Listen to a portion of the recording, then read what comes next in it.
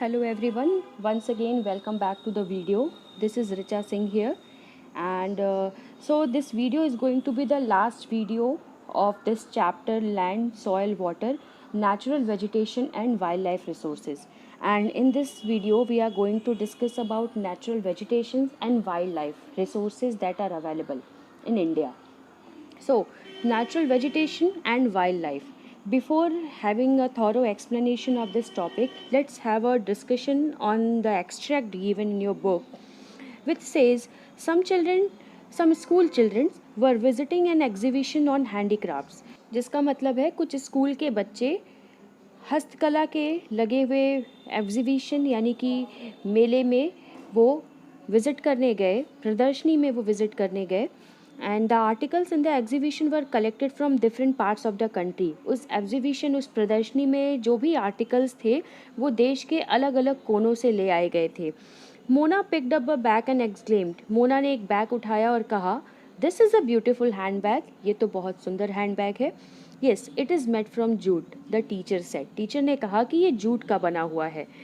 Do you see those baskets, lamp shades and chairs, those are made of canes and bamboos. Teacher ने आगे add on करते हुए कहा कि क्या तुम लोग वो बास्केट्स, लैम्प शेड्स और चेयर्स को देख रहे हो, वो सब केन्स और बैम्बूज के बने हुए हैं, बांस और सरपत जो होती है उसके बने हुए हैं। In the eastern and north eastern humid region of India bamboos grow in plenty. Bharat के ईस्टर्न और नॉर्थ ईस्टर्न रीजन में, जो कि ह्यूमिड रीजन है यानी कि ह्यूमिडिटी वहाँ पर हाई होती है, उन रीजन्स में बैम्बूज बहुत ज़्यादा ग्रो करते हैं, यानी बांस सबसे ज़्यादा ग्रो करते हैं eastern and north eastern region में भारत के। Jessie was excited to see a silk scarf, Jessie ने एक सिल्क का स्कार्फ देखा and she was very excited. उसने कहा, सी दिस ब्यूटिफुल स्कार्फ, इस सुंदर से स्कार्फ को देखिए।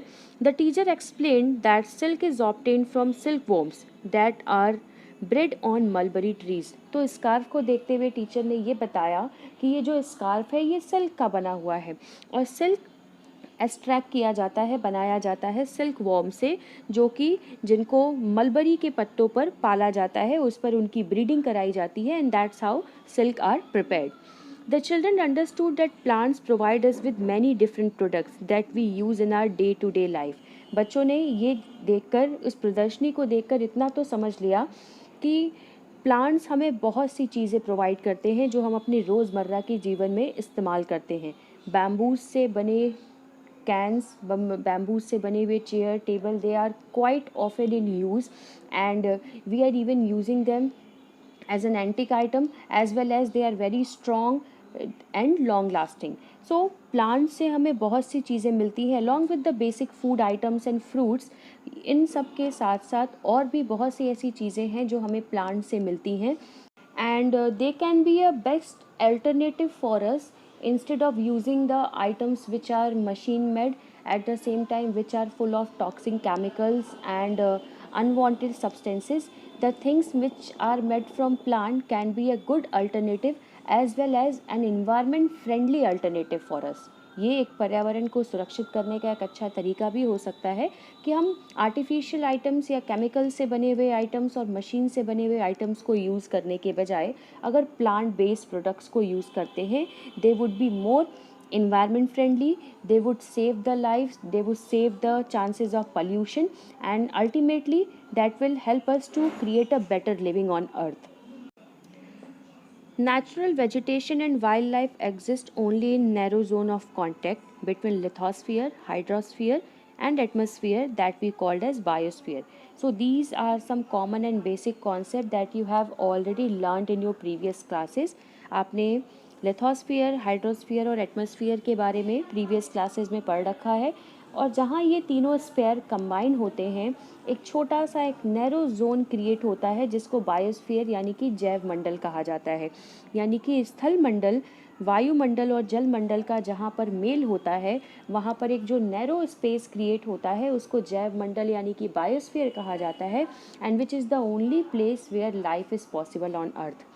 तो उसी बायोस्फीयर में ह्यूमन बीइंग्स भी एग्जिस्ट करते हैं and at the same time all these flora and fauna means आपका जो नेचुरल वेजिटेशन और वाइल्ड लाइफ है वो भी इसी बायोस्फीयर में एग्जिस्ट करता है. In the biosphere, living beings are interrelated and interdependent on each other for survival. That is quite obvious and you have already know this in your through your previous classes कि ये जो biosphere में रहने वाले living beings हैं ये एक दूसरे से इंटर रिलेटेड और इंटरडिपेंडेंट है. यानी हर किसी का लाइफ साइकिल एक दूसरे के लाइफ साइकिल से जुड़ा हुआ भी है और एक दूसरे पर डिपेंड भी करता है. लाइक फॉर एग्जांपल प्लांट्स हैं, प्लांट्स पर एक छोटा सा कोई इंसेक्ट डिपेंड करता है, उस इंसेक्ट पे कोई फ्रॉग डिपेंड करता है, उस फ्रॉग पर कोई स्नेक डिपेंड करता है, उस स्नेक पर कोई पिकॉक या कोई और वल्चर, इस तरह के कोई बर्ड्स डिपेंड करते हैं and so on. So this is how we can say that आपने फूड चेन के बारे में पढ़ा होगा. तो ये जो बायोस्फीयर है, इस बायोस्फीयर में जितने भी लिविंग ऑर्गेनिज्म हैं एक दूसरे पर निर्भर हैं और एक दूसरे से जुड़े हुए हैं. अगर इनमें से किसी भी एलिमेंट को निकाल दिया जाए, किसी भी लिविंग ऑर्गेनिज्म को अलग कर दिया जाए तो बायोस्फीयर का जो बैलेंस है वो डिस्टर्ब हो जाएगा and that will ultimately affect to each and every living organism of this biosphere. तो हम कह सकते हैं कि इन सब की एक दूसरे पर निर्भरता है और साथ ही साथ ये एक दूसरे से कनेक्ट रहते हैं. This life supporting system is known as ecosystem और इसी लाइफ सपोर्टिंग सिस्टम को इकोसिस्टम कहा जाता है. यानी कि पारिस्थितिकीय तंत्र जिसमें जितने भी लिविंग ऑर्गेनिज्म हैं एक बायोस्फीयर में they are interdependent and inter related on each other for their survival and longer time existence on earth. पृथ्वी पर लंबे वक्त तक बने रहने के लिए और सर्वाइवल के लिए ये परस्पर एक दूसरे से जुड़े रहते हैं और एक दूसरे पर अपनी निर्भरता बनाए रखते हैं. Vegetation and wild life are valuable resources. Vegetation means आपकी जो वनस्पति है और वाइल्ड लाइफ जो है यानी वन्य जीव, ये देश के बहुत ही वैल्यूएबल रिसोर्स होते हैं. Plants provide us with timber, give shelter to animals, produce oxygen we breathe, protect soil so essential for growing crop, acts as shelter belts, helps in storage of underground water, give us fruits, nuts, latex and turpentine oil, gum, medicinal plants and also the paper that is so essential for your studies. So these are some items that are provided by these natural vegetation. ये हमें timber देते हैं यानी लकड़ियाँ देते हैं जिसको construction purpose के लिए यूज़ किया जाता है. एनिमल्स को रहने के लिए शरण देते हैं, शेल्टर प्रोवाइड करते हैं, ऑक्सीजन प्रोड्यूस करते हैं, that is very essential for our survival. They also protect soil, ये सॉइल को प्रोटेक्ट करते हैं इरोड होने से, डिग्रेड होने से, जिससे ये क्रॉप ग्रोथ में हेल्प मिल सके. They also acts as the shelter belt, shelter belts की तरह भी काम करते हैं so that it can again protect soil from getting eroded and degraded. And underground water के स्टोरेज लेवल को बनाकर रखते हैं. जो पानी ज़मीन के अंदर है जल स्तर को बनाए रखने में ये मदद करते हैं. फ्रूट्स और नट्स देते हैं. Latex, latex is a milky kind of substance that some plants use to create. तो ये कुछ एक दूध जैसा पदार्थ होता है जो कुछ पेड़ से निकलता है, चिपचिपा सा पदार्थ होता है जिसको रबड़ बनाने में और भी बहुत से पर्पस के लिए उपयोग किया जाता है. सो लेटेक्स प्रोवाइड करते हैं. टर्पेंटाइन ऑयल का मतलब है तारपीन का तेल, ये भी हमें प्लांट से मिलता है. Along with all these things gums हमें मिलते हैं. मेडिसिनल प्लांट्स यानी दवाइयों के कुछ पौधे भी मिलते हैं दवाइयाँ वगैरह बनाने के लिए. And the most essential thing for you as a student is paper. ये हमें पेपर भी प्रोवाइड करते हैं. इन्हीं प्लांट्स को यूज़ करके पेपर को बनाया जाता है. So children, the uses of plants are innumerable and you can add some more thing. तो असंख्य यूजेस हैं, बहुत से चीज़ें हैं जो हमें प्लांट से मिलती हैं. That's why their uses are innumerable means countless हैं. ये हम बहुत सी चीज़ें इनसे रोज़मर्रा के जीवन में प्राप्त करते हैं और यूज़ भी करते हैं. Now let's talk about wild life. It includes animals, birds, insects as well as the aquatic life forms. तो जब हम वन्य जीव की बात करेंगे तो वन्य जीव में एनिमल्स यानी कि जानवर, पक्षी, कीड़े मकोड़े और पानी में रहने वाले जो भी जीव हैं वो सब आते हैं वाइल्ड लाइफ में. And they provide us with milk, meat, hides and wool. ये हमें मिल्क, मीट, हाइड्स यानी कि बॉडी को हाइड करने के लिए, या इनके जो लेदर होते हैं इनका यूज़ किया जाता है हाइड्स के लिए, मीन्स कि हम इनको एज अ क्लोथ भी इस्तेमाल करते हैं, that is what here referred to as hides. तो ये हमें हाइड्स देते हैं। वूल यानी कि ऊन भी प्रोवाइड करते हैं। इंसेक्ट्स की बात की जाए जिसमें bees are so popular because they provide us with honey, क्योंकि ये हमें शहद देती हैं। Help in the pollination of flowers and have important role to play as decomposers in the ecosystem. ये अलॉन्ग विद गिविंग हनी देने के साथ साथ पॉलिनेशन का जो प्रोसेस है उसमें बहुत ज़्यादा मदद करती हैं। And they also act as the decomposers. ये डीकम्पोजर्स यानी विघटक की तरह भी काम करती हैं और इकोसिस्टम में अपना कॉन्ट्रीब्यूशन देती हैं। बर्ड्स की बात की जाए, the birds feed on insects and act as a decomposer as well. ये इंसेक्ट्स पर अपना जीवन बिताती हैं। इट मीन्स इनका जो बेसिक फूड है वो इंसेक्ट्स हैं, इंसेक्ट्स को खाती हैं और ये भी एज अ डीकम्पोजर काम करती हैं विघटक के रूप में, पर्यावरण को साफ करने में, और जो डेथ और डिकेइंग प्लांट्स और एनिमल्स हैं उनको डीकम्पोज करने में भी अपना अहम भूमिका, अपना मेन रोल प्ले करती हैं। वल्चर की बात की जाए, गिद्ध, due to its ability to feed on dead life stock is a scavenger and considered a vital cleanser of the environment. Vulture जो एक बर्ड है, you can see it on the picture itself. ये जो bird है they acts as the scavenger. इनको प्रकृति का सफाई कर्मी भी कहा जाता है, क्योंकि जो मरे हुए जानवर होते हैं उनकी भी लाश ये खा सकते हैं, और खा लेने के वजह से होता क्या है, उससे फैलने वाली जो बीमारियां हैं उसका खतरा कम हो जाता है। इसलिए इनको नेचुरल स्कैवेंजर या एक इन्वायरमेंट सेवर कहा गया है। इन्वायरमेंट को सेव करने में, इसको किसी भी तरह के डिजीज़ या इन्फेक्शन से बचाए रखने में ये बहुत मेन रोल प्ले करते हैं, due to the reason that they can feed on the dead live stock. ये मरे हुए जानवरों की लाश खा सकते हैं जिसके वजह से वो सड़ते गलते नहीं, और खाकर इस तरीके से हमारे पर्यावरण को सेव करने का काम करते हैं। सो एनिमल्स बिग और small all are integral to maintaining balance in the ecosystem. मतलब हम ये नहीं कह सकते कि कोई भी अगर इंसेक्ट बहुत छोटा है तो उसका हमारे इकोसिस्टम यानी पारिस्थितिकीय तंत्र में कोई योगदान ना हो। चाहे बड़े जानवर हो या छोटा सा एक इंसेक्ट हो, हर किसी का बहुत इम्पॉर्टेंट कंट्रीब्यूशन है हमारे इकोसिस्टम में, और इसी के वजह से हमारे इकोसिस्टम में बैलेंस बना हुआ है। As I have already told you, if even we put out any of the living organism from the ecosystem, it will get imbalance और डिस्टर्ब, ये पूरी तरीके से डिस्टर्ब हो जाएगा। Now let's have a look at the do you know box. Vultures in Indian subcontinent were dying of kidney failure shortly after scavenging livestock treated with diclofenac, a painkiller that is similar to aspirin or ibuprofen. Efforts are on the ban the drug for livestock use and breed vultures in captivity.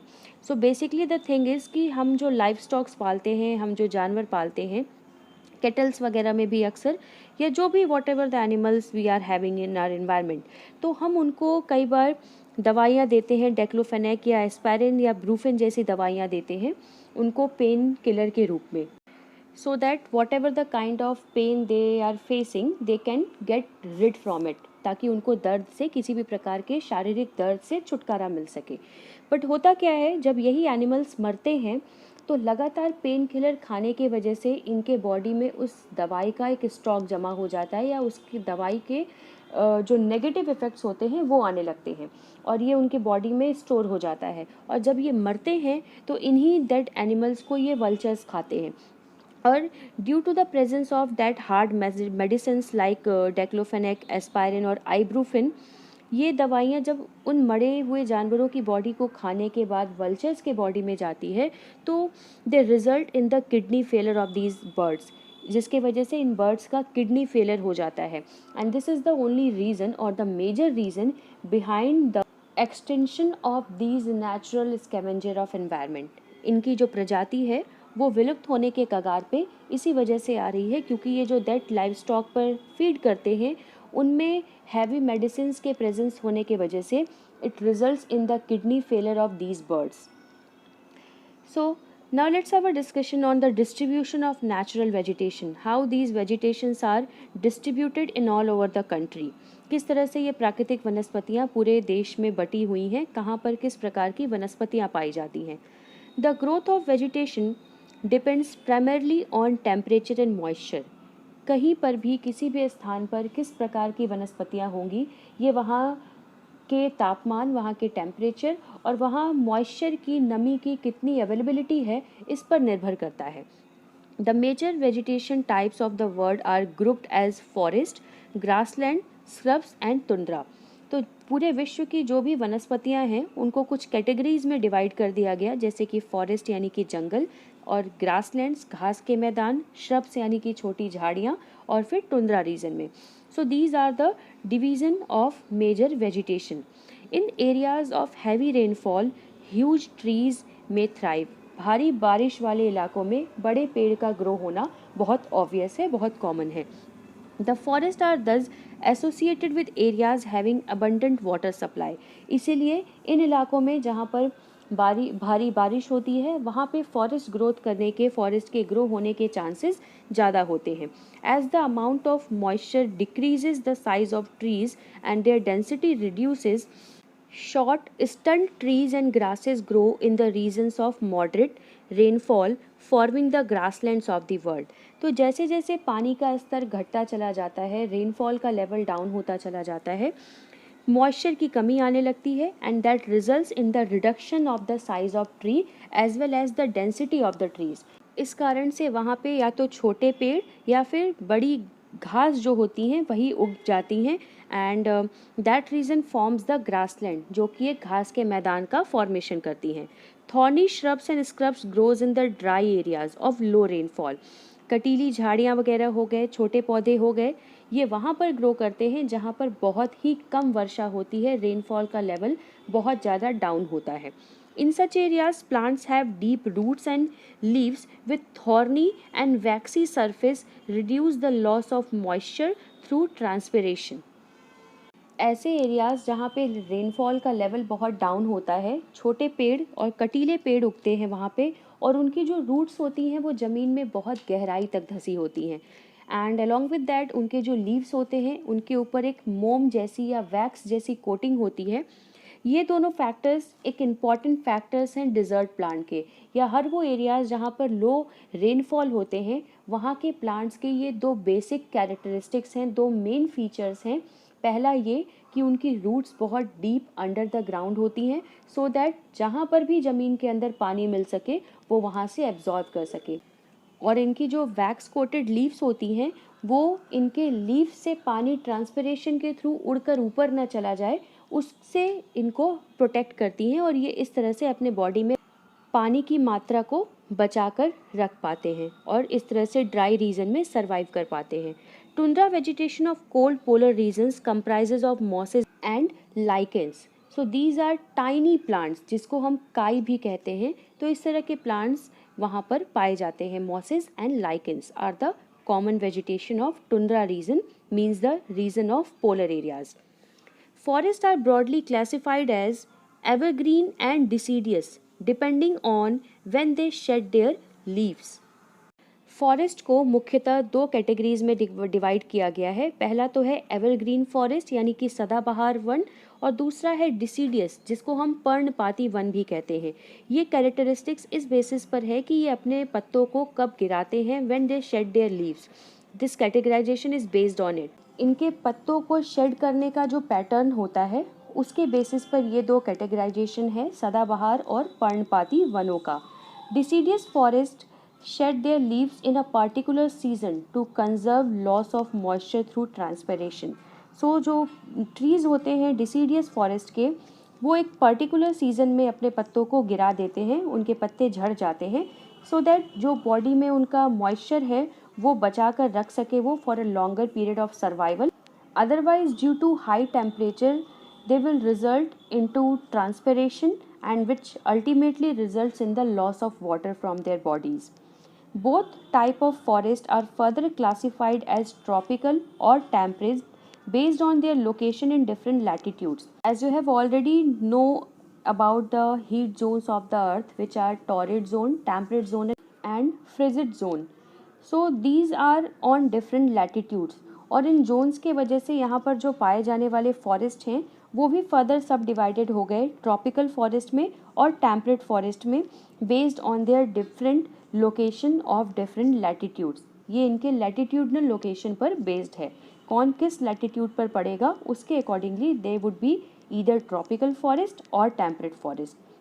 You have learned in detail about the various forest types, their distribution and the associated animal life in the previous class. आपने grade 7 में already types of forest, इनका जो distribution है wild life और natural vegetation का, आपने already पढ़ रखा है अपने प्रीवियस क्लास में। And do you know that today there are many more people in the world than there were 2 centuries back.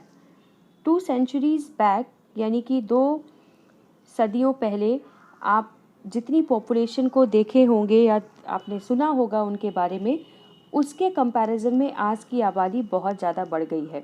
To feed the growing numbers large areas of forest have been cleared to grow crop and due to that increasing population, बढ़ती हुई जनसंख्या का पेट भरने के लिए काफ़ी बड़ी आबादी या काफ़ी बड़े क्षेत्र का जो जंगल था उसको क्लियर कर दिया गया, सो दैट वहाँ पे एग्रीकल्चरल लैंड बनाया जा सके and as well as for the purpose of settlements, इनके आवास बनाने के लिए भी उन एरियाज़ को क्लियर कर दिया गया।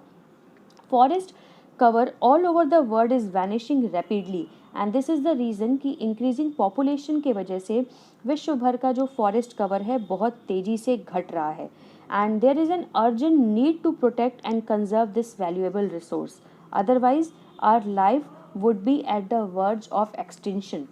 हमने समय रहते इन रिसोर्सेज को कंजर्व नहीं किया तो हमारा जीवन भी विलुप्त होने के कगार पर आ जाएगा एक दिन। So whatever the kind of resources the earth has given to us, there is an urgent need to conserve and to protect them, otherwise there would be a day come when we would no longer be able to protect them. We just have to sit and see the consequences of what we did in the past. एक समय आएगा कि हमें सिर्फ बैठ कर देखना पड़ेगा अपने किए हुए एक्टिविटीज़ का परिणाम, और हमारे पास समय ये नहीं होगा कि अब हम अपने गलती को रेक्टिफाई कर सकें।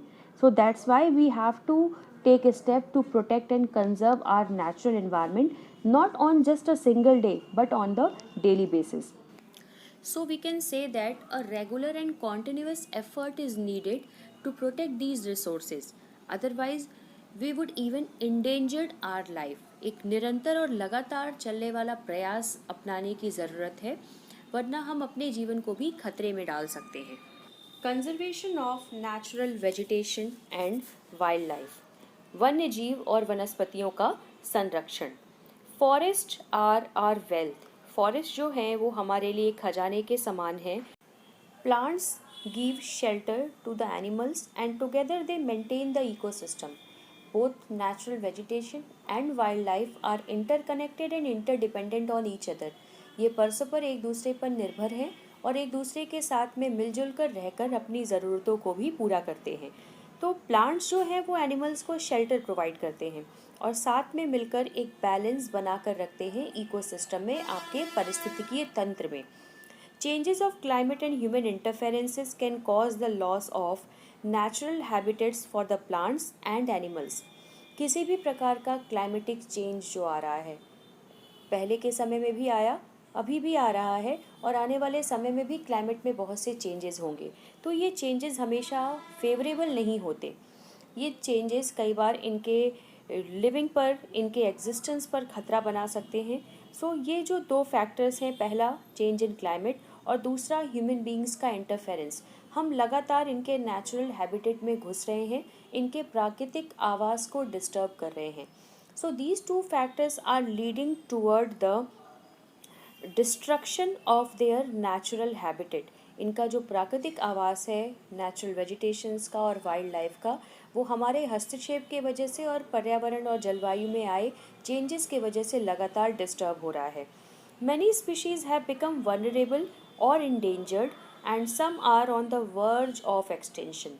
इन्हीं दोनों फैक्टर्स के वजह से बहुत सी प्रजातियां विलुप्त हो गई हैं, कुछ खतरे में पड़ गई हैं और कुछ विलुप्त होने के कगार पर आ गई हैं।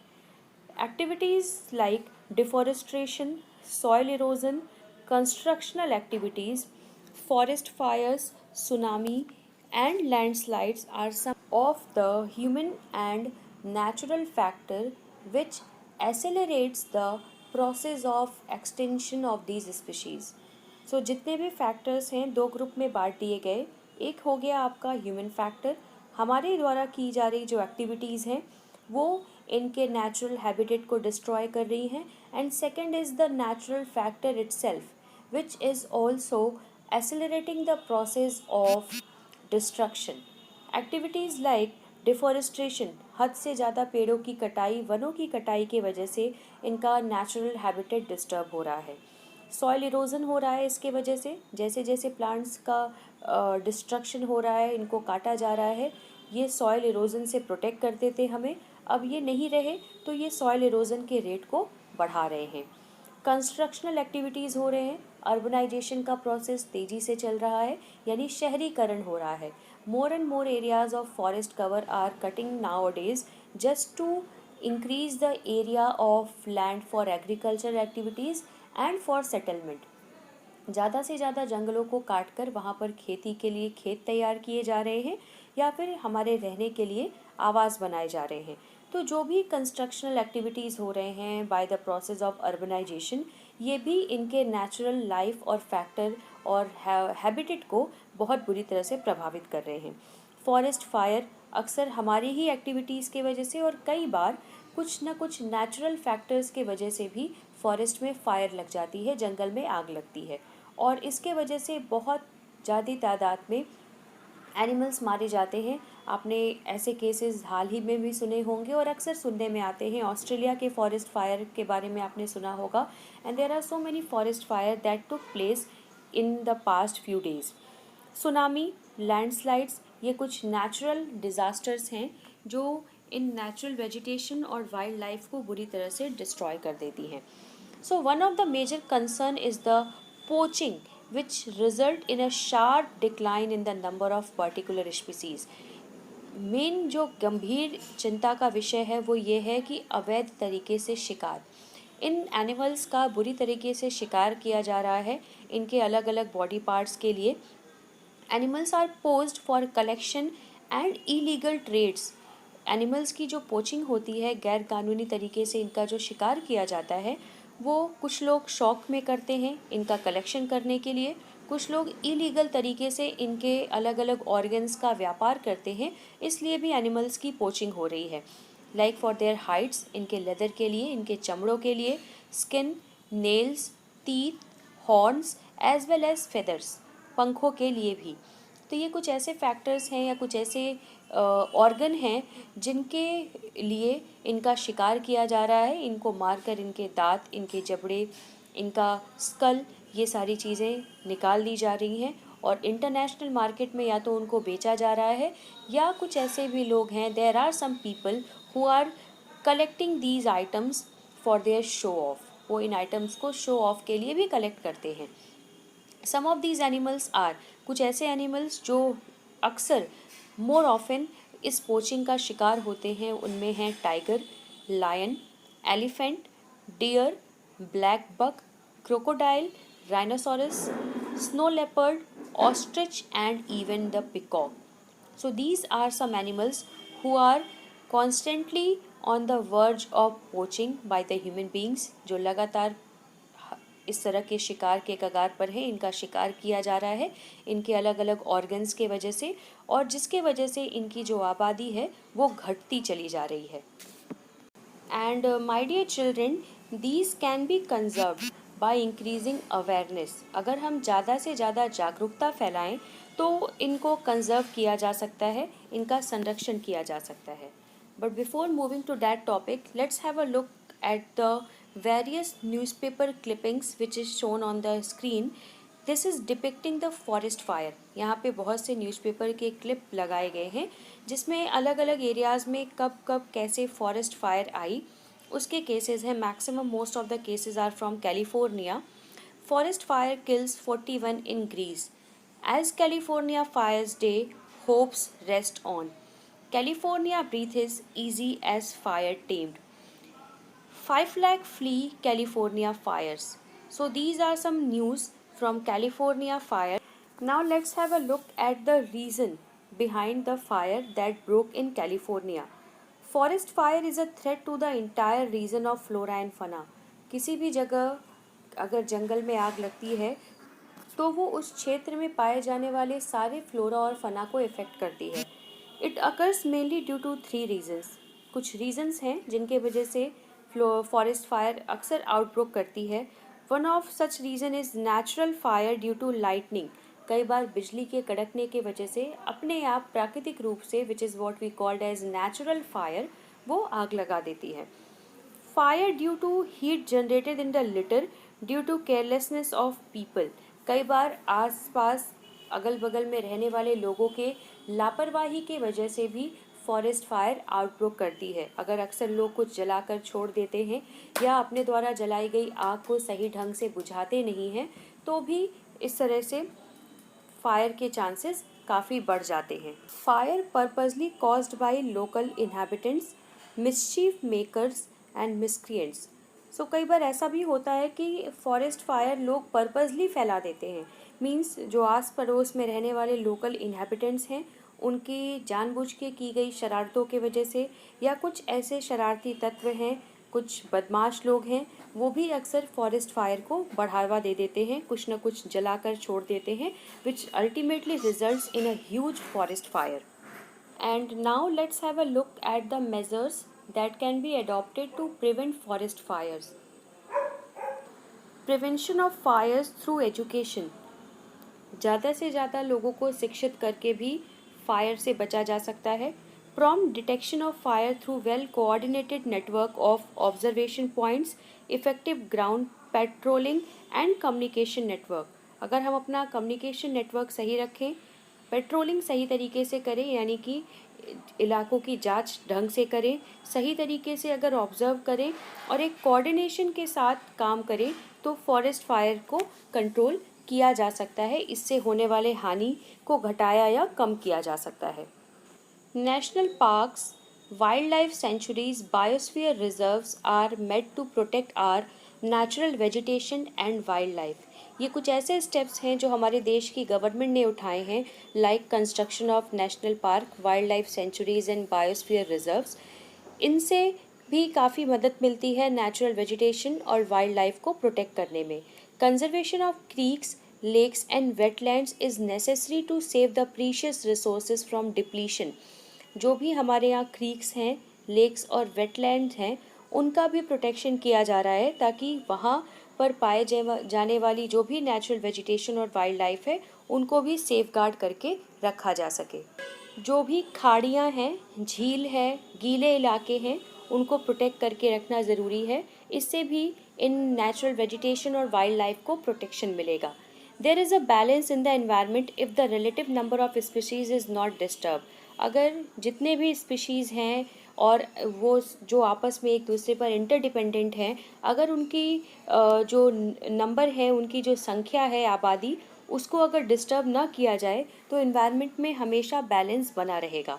Human activities in several parts of the world have disturbed the natural habitats of many species. लेकिन जैसा कि मैंने आपको बताया कि हमारे ही द्वारा की गई जो एक्टिविटीज़ हैं, हमने अपने एक्टिविटीज़ के वजह से इन नेचुरल स्पीशीज़ के जो बैलेंस है उसको डिस्टर्ब कर दिया है.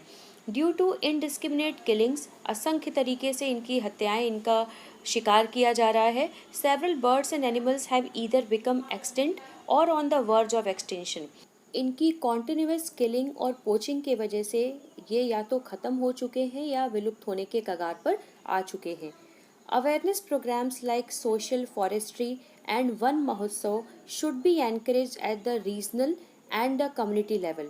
हर एक रीजन, हर एक क्षेत्र में और हर एक समुदाय के स्तर पर अवेयरनेस प्रोग्राम यानी कि जागरूकता के कुछ अभियान या प्रोग्राम्स को लॉन्च करना ज़रूरी है, लाइक सोशल फॉरेस्ट्री जिसमें सब लोग मिलकर पेड़ लगाएं, वन महोत्सव जैसे और प्रोग्राम्स को सेलिब्रेट किया जाना चाहिए. इससे काफ़ी हद तक अवेयरनेस क्रिएट होगी नॉर्मल पीपल में. School children should be encouraged to bird watch and visit nature camps so that they can appreciate the habitat of varied species. आप स्कूल में जो पढ़ने वाले बच्चे हैं उनको भी इस तरह से बर्ड वॉच या फिर जो भी नेचुरल विजिट्स हो सकते हैं किसी फॉरेस्ट या जू, इस तरह के सेंचुरीज़ के, उसको विज़िट करना चाहिए, ताकि आप इनके नेचुरल हैबिटेट को, इनके लाइफस्टाइल को समझ सको, and you can even support them to have a better living, और आप इनको सपोर्ट भी प्रोवाइड कर सको। Whatever the kind of effort you can do, you have to do after understanding it, ताकि आप इनको सेफ गार्ड रखने में मदद कर सकें। Many countries have passed laws against the trade as well as killing of birds and animals, और बहुत से देशों में तो कानून भी पारित हो गया है, लागू कर दिया गया है, जिसमें इसको कम्प्लीटली इलीगल माना गया है कि बर्ड्स या एनिमल्स की अगर किलिंग होती है, इनकी हंटिंग और पोचिंग होती है, तो इसको गैर कानूनी माना गया है, और इसके लिए बहुत सी सजाएं वगैरह भी बनाई गई हैं, जुर्माने लगाए गए हैं। In India, killing lions, tigers, deers, great Indian bustards and peacocks is illegal. Bharat में ये कुछ ऐसे एनिमल्स हैं, लाइक आपके लायंस हो गए, tigers, dears, great Indian bustards and peacocks, इनकी किलिंग को कम्प्लीटली इलीगल, अवैध, गैर कानूनी माना गया है। An international convention cites has been established that lists several species of animals and birds in which trade is prohibited. एक अंतर्राष्ट्रीय सम्मेलन के तहत CITES, which means the Convention on International Trade in Endangered Species of Wild Flora and Fauna, इन्होंने अपनी एक list जारी की। उस लिस्ट में उन एनिमल्स के नेम मेंशन है और बर्ड्स के नेम मेंशन किए गए हैं जिनका व्यापार पूरी तरीके से निषेध है, जिस पर प्रोहिबिशन लगा दिया गया है। Conservation of plants and animals is an ethical duty of every citizen. It means then that do you think there is a need to create awareness as a human being, as a person, as a living being? It is our moral duty, ये हमारा नैतिक कर्तव्य होना चाहिए कि हम जो भी लिविंग बींग्स हैं उनकी लाइफ को प्रोटेक्ट करें, सेफ गार्ड करके रखें, because morality comes from it self, it's comes from with in, ये अंदर से आती है, न कि किसी के अवेयरनेस बार बार क्रिएट करने से। So firstly we have to work on our self, our thinking and understanding, we have to create, we have to generate morality among us. हमें अपने अंदर मॉरलिटी को बढ़ाना होगा और हम इन प्लांट्स और एनिमल्स को इस तरीके से प्रोटेक्ट करके रख सकते हैं। Now let's have a look at the do you know box, which is explaining the CITES, CITES, CITES, which means the Convention on International Trade in Endangered Species of Wild Flora and Fauna. It is an international agreement between the governments. ये एक अंतर्राष्ट्रीय स्तर पर किया गया समझौता है जो अलग अलग देश की सरकारों ने किया है। It aims to ensure that international trade in specimens of wild animals and plants does not threaten their survival. इस समझौते के तहत ये कहा गया कि हर देश की सरकार को ये इंश्योर करना ज़रूरी है कि इस इंटरनेशनल ट्रेड में, जिसमें एनिमल्स और प्लांट्स को एक्सचेंज किया जा रहा है, इस ट्रेड के तहत इनकी प्रजाति पर, इनके सर्वाइवल पर कोई खतरा ना आए।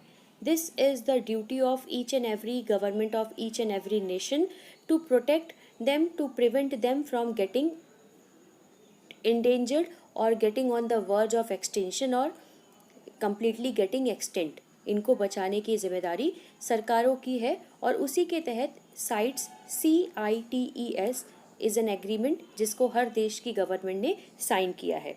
Roughly 5,000 species of animals and 28,000 species of plants are protected. और इस समझौते के तहत 5,000 जानवरों की प्रजातियां और 28,000 प्लांट्स की प्रजातियों को प्रोटेक्ट किया गया है। Some of those species are like bears, dolphins, cacti, corals, orchids and aloe. These are some examples of plants and vegetation and wildlife that has been protected through this international agreement. इस अंतर्राष्ट्रीय समझौते के तहत इन प्रजातियों को बचाया गया है। So I hope that everything is clear to you all. We'll meet in the next video with a different and new chapter. Till then, do take care of yourself and do complete your notes. Thank you everyone.